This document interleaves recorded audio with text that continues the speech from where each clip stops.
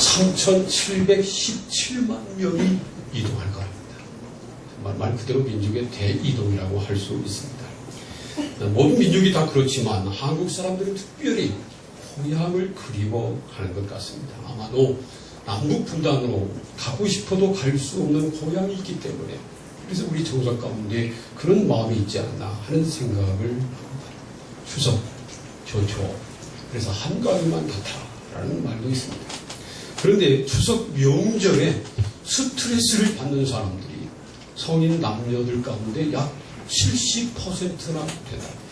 그것도 일하느라고 스트레스 받는 것도 있지만 그보다는 말 때문에 오랜만에 만나는 가족, 친척들이 주고받는 말 때문에 스트레스를 많이 받는다는 겁니다.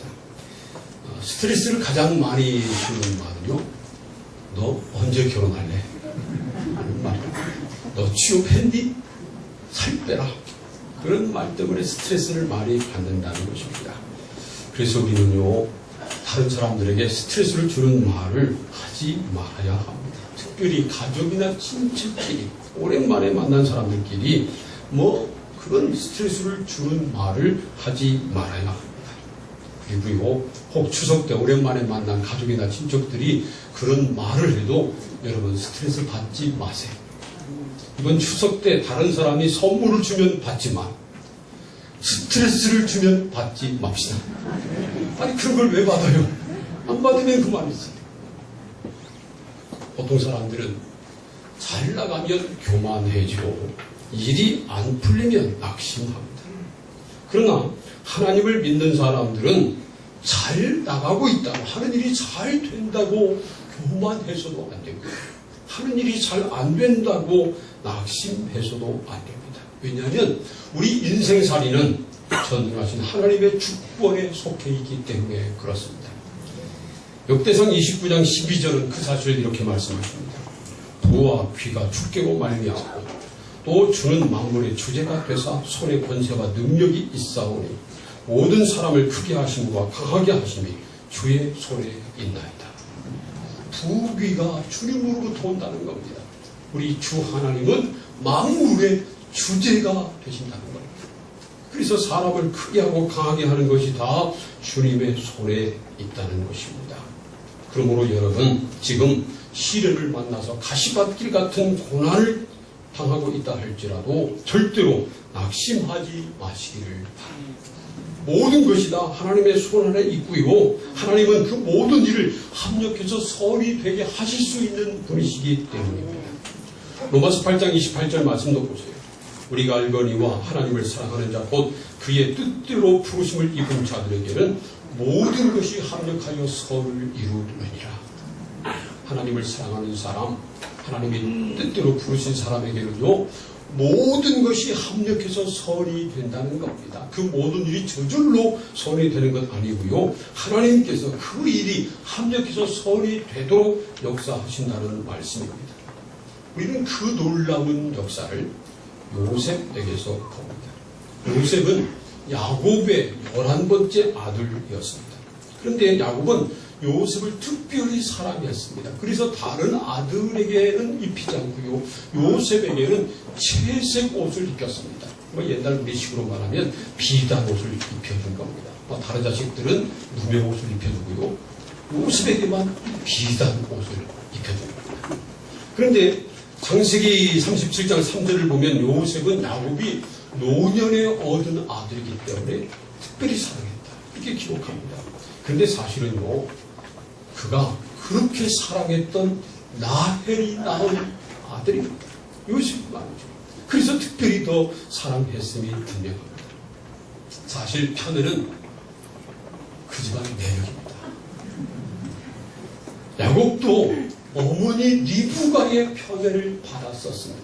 그러니까 아버지 이삭도 쌍둥이 형인 에서를 편애했었습니다. 그 집안이 원래 그랬어요. 그런데 편애는 불행의 씨앗입니다.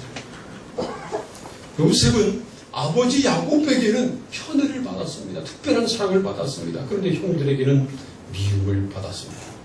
아버지의 사랑을 독차지하는 것만으로도 미운데 요셉이 꿈을 꾸고 그 꿈을 자랑했지 못합니다.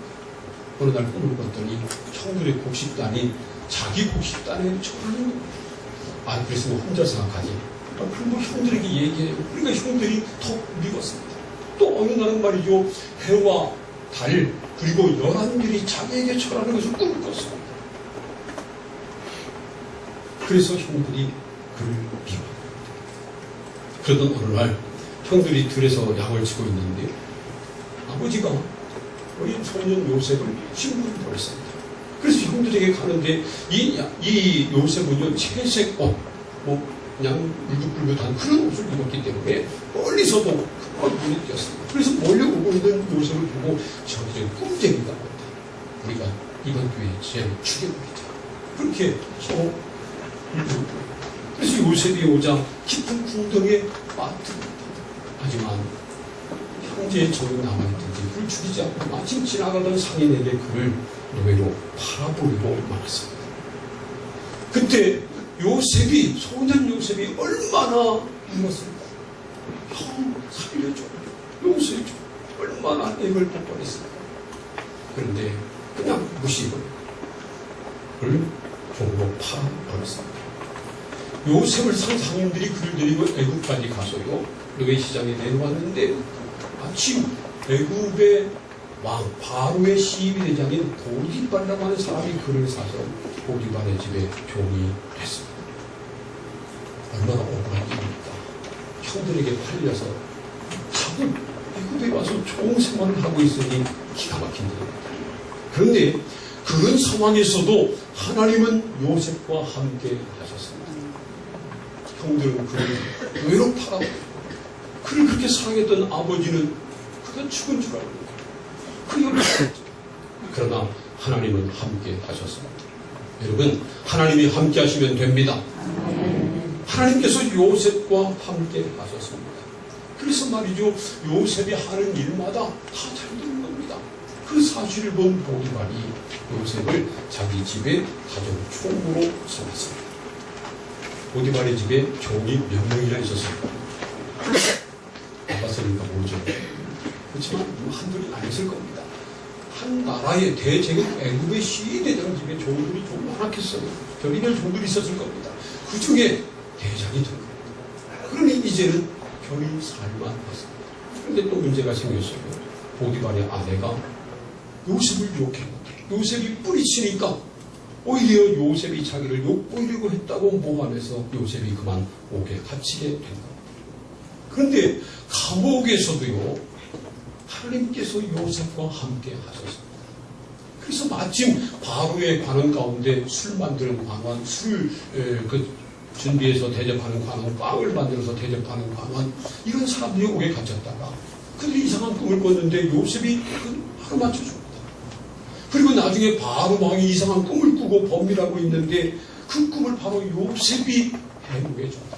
그랬더니 그 바로 황제가 말이죠, 이 요셉이야말로 이 문제를 해결할 적임자다 해서 그를 애굽의 부총리로 세웁니다.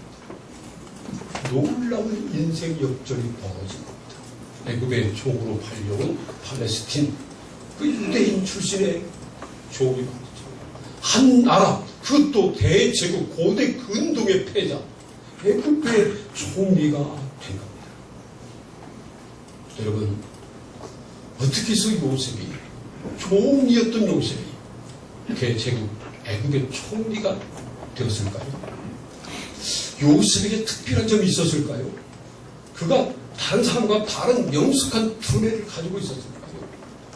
아니면 다른 사람과 달리 특별한 지혜나 처세술이 있었을까요? 그래서 그렇게 된 것일까요? 아닙니다. 하나님이 요셉을 애굽의 총리로 만들어 주신 것입니다. 다른 사람들은 몰라도요, 요셉은 그 사실을 너무 잘 알고 있었습니다. 창세기 45장 5절부터 8절까지 말씀 함께 읽습니다. 좀 길지만 다 함께 시작.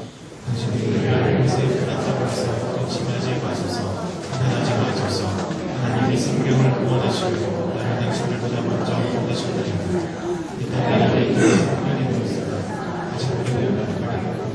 주소도 못했지만 하나님이 큰 구원으로 당신들의 생명을 보존하고 당신들의 우선을 세상에 두시고 나를 당신들보다 먼저 보내셨다니 그런즉 내가 이로 군인이 된 당신들이 아니고 하나님이시라.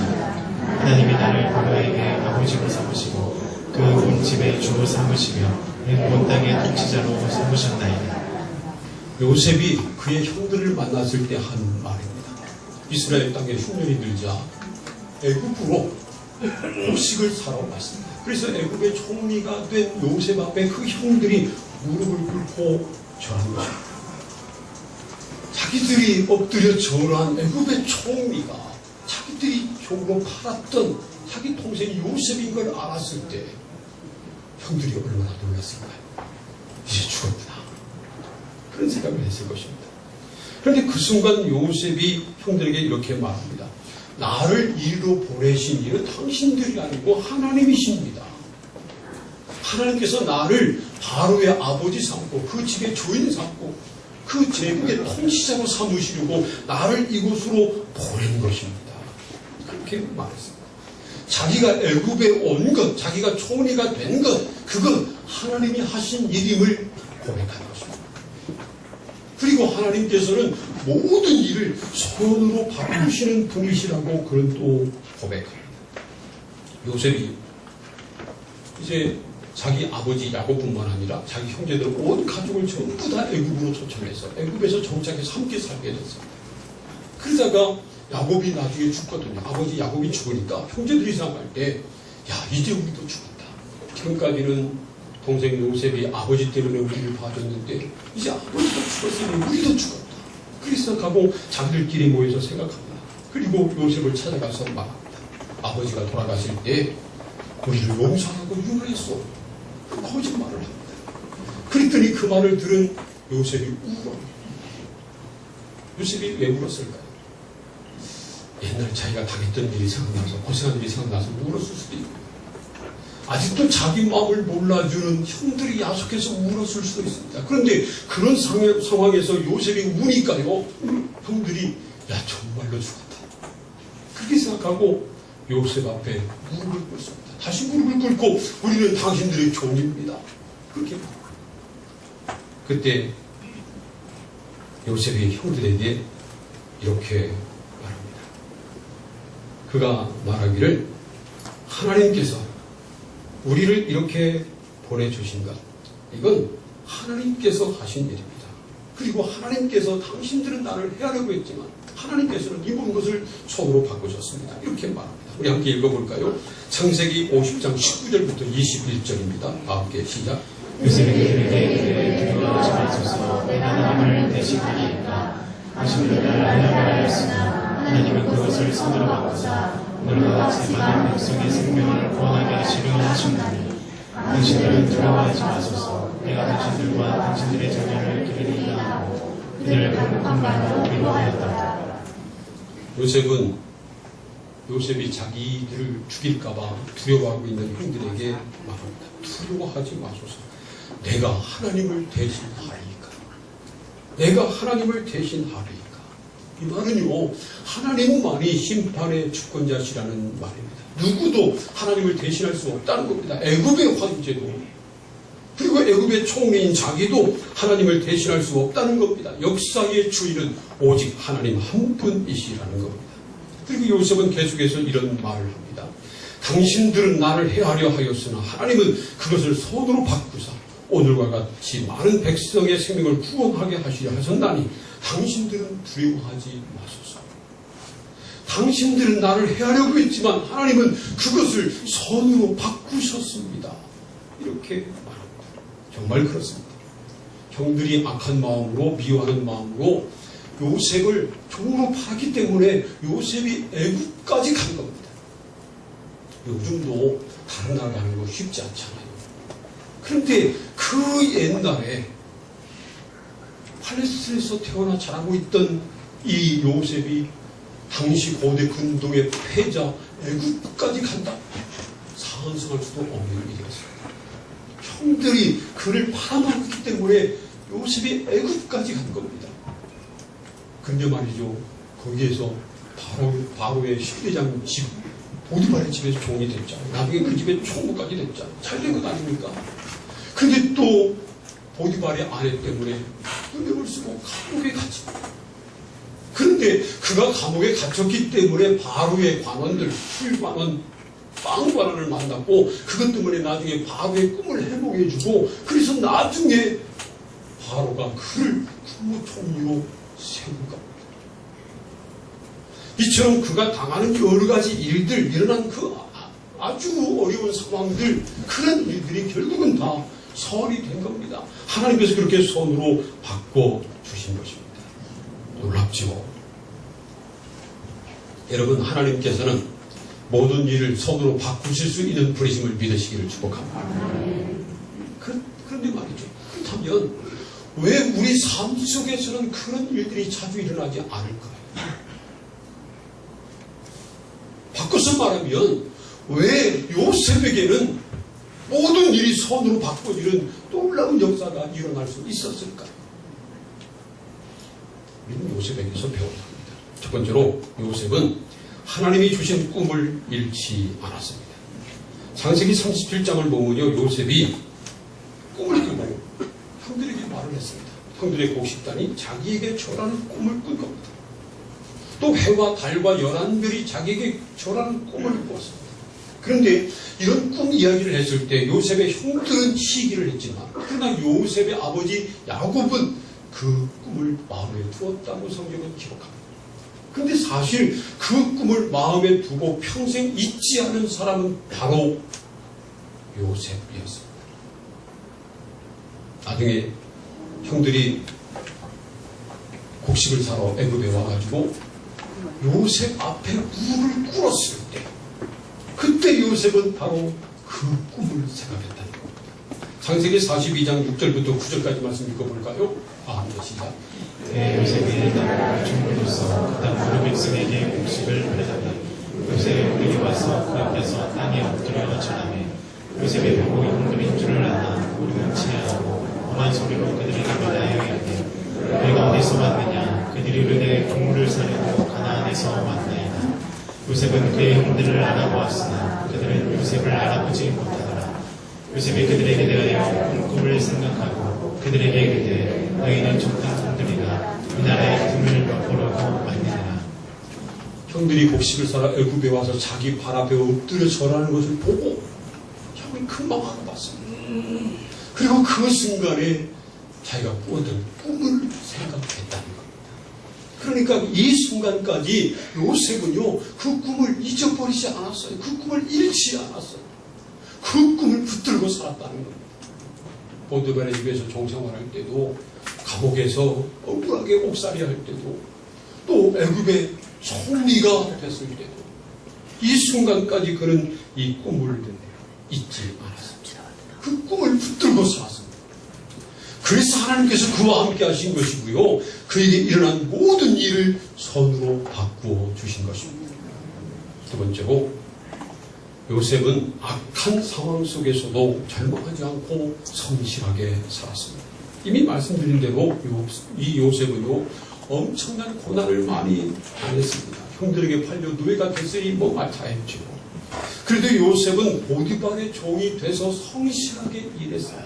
얼마나 성실하게 일했으면 그 온 집안을 다 맡긴, 온 집안을 다 맡은 총무가 됐겠어요. 하지만 억울하게 옥살이 하게 됐잖아요.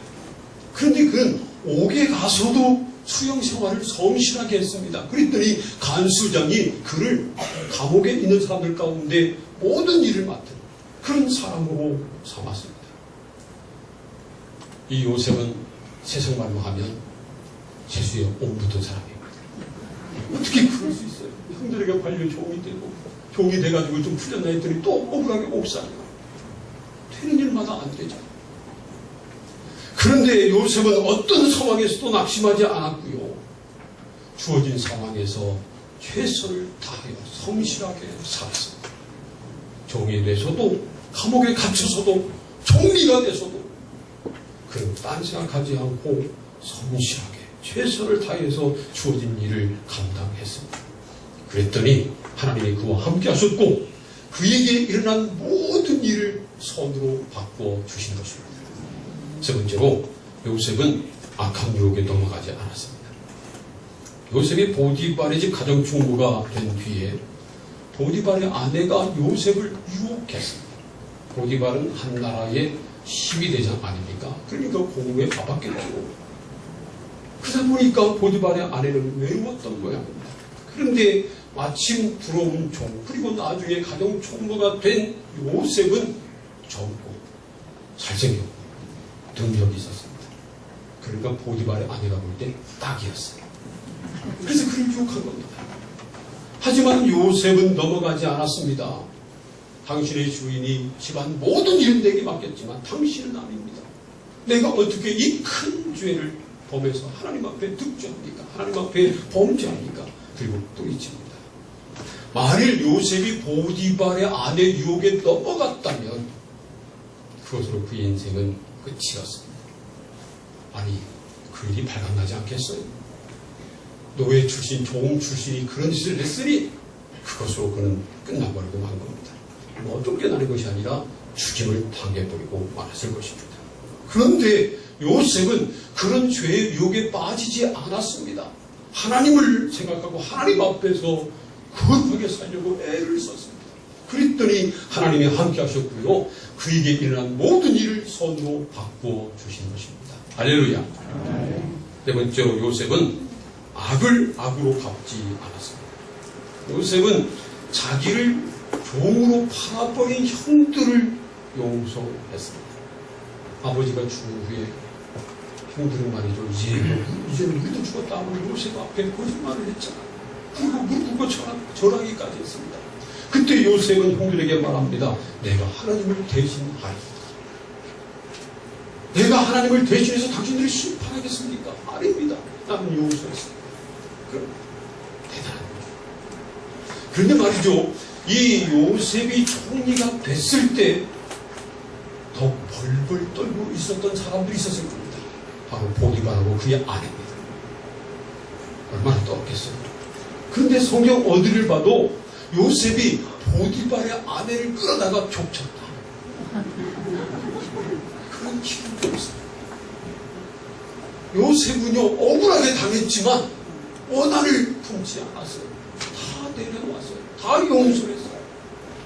만약에 말이죠, 요셉이 그 원한을 내려놓지 못하고 앙심을 품고 기회 있을 때마다 다 갚았다면 하나님이 그런 사람을 함께하지 않으시죠. 그런 사람을 오래가지 못합니다.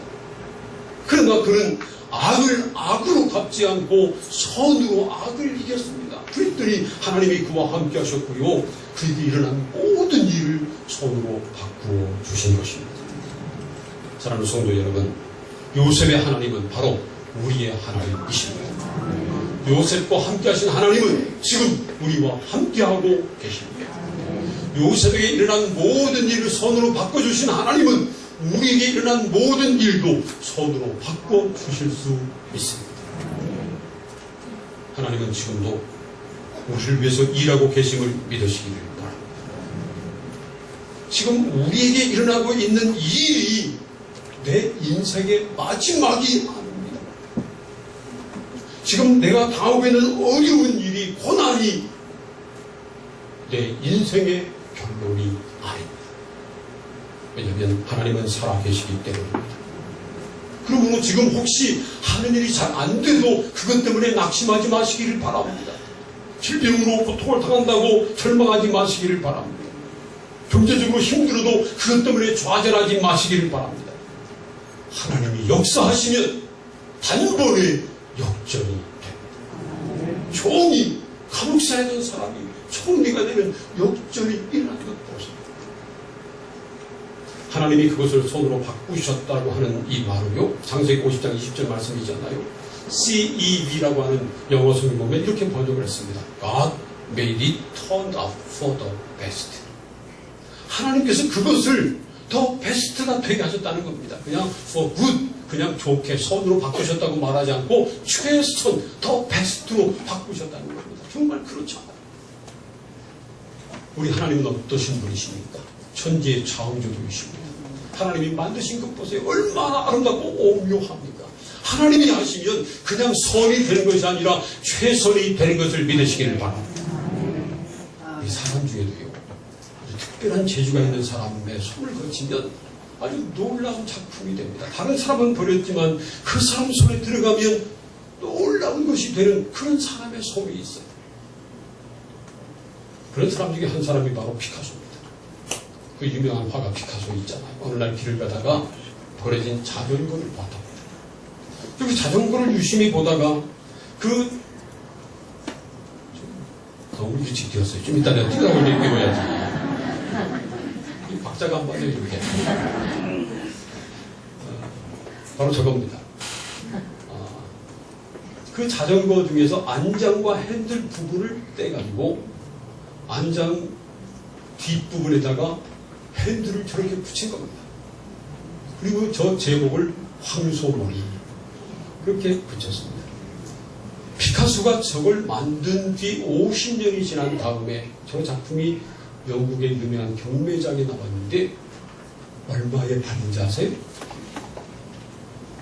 우리 돈으로 293억 원 팔렸습니다. 버려진 자전거에 있던 그 핸들하고 안장을 유명한 피카소가 만졌습니다. 그랬더니 293억 원에 팔린 그런 세계의 작품이 된 겁니다. 사람의 손을 거쳐요. 다른 사람이 버렸지만 다른 사람이 포기했지만 재주가 있고 특별한 지혜 있는 사람의 손을 거쳐도 저렇게 나오는 겁니다. 하물며 우리 하나님은 천지를 지으신 창조주이십니다. 전지전능하신 하나님이십니다. 그분께서 만지시면 우리는 아무것도 할 수 없는 그런 일, 최선의 것으로 바꾸어지는 것을 믿으시기를 바랍니다.